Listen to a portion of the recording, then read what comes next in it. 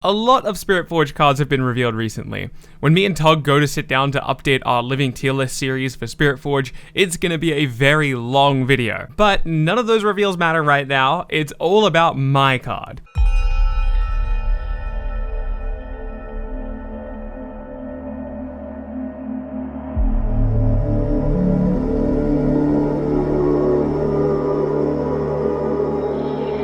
But not yet. I was honored and very excited to be a part of Origin's preview season, the very first set of Riftbound. Well, I really wasn't a part of it. The Riftbound community server that I created was given a card to preview, so I was kind of a part of it. Before receiving the card, I was filled with anticipation as I imagined what the card might do. Whoever that card was, it was going to be the card that represented the Riftbound community, because back then, before the game was a global success that it is now, the Riftbound community server was very much the Riftbound community.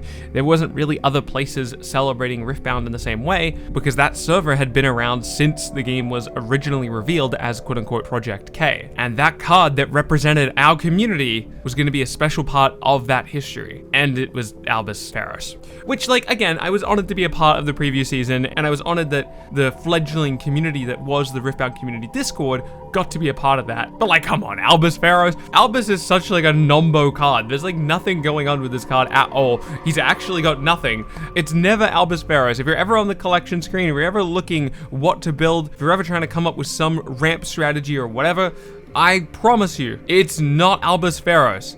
Even right now, with the context of Spiritforged, you're thinking, okay, wait, no, hold on. Let me think, what can we do with Albus Ferros? And you're thinking, well, hold on, we could buff 4 might units for Fiora, get her effect, Albus Ferros to ramp more, and then we can buff that unit again to get Fiora buffs, to use the Fiora legend ability again. I promise it's too inefficient, it sucks. The best thing this guy can do is Cytherea on 1, Albus on 2, which is a 2-card combo over the course of 2 turns to get 1 might body and 1 3 might body and +1 rune. It's not worth it, I promise. Albus sucks, and a part of that makes the community reveal a little bit endearing. It's cool that our card is iconic, even if it is iconically bad. But this time, my card reveal is BARD. BARD Mercurial is a champion unit that costs 4 energy and 1 power. He has 4 might, and he reads, you may exhaust your legend as an additional cost to play me. When you play me, if you paid the additional cost, move any number of your units to an open battlefield.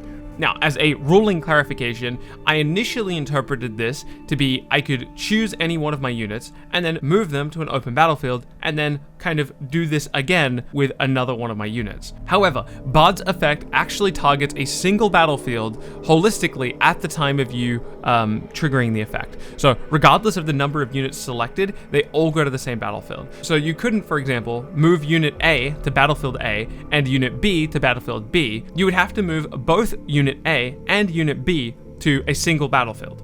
So what can we actually do with BARD? Well, the first thing you can do with BARD, and probably, if we're being honest, the best thing you can do with BARD is score 2 points on turn 2. You can play a 2-drop on turn 1, push to a battlefield, and then use BARD targeting himself for his own effect to move to the other battlefield and collect 2 points.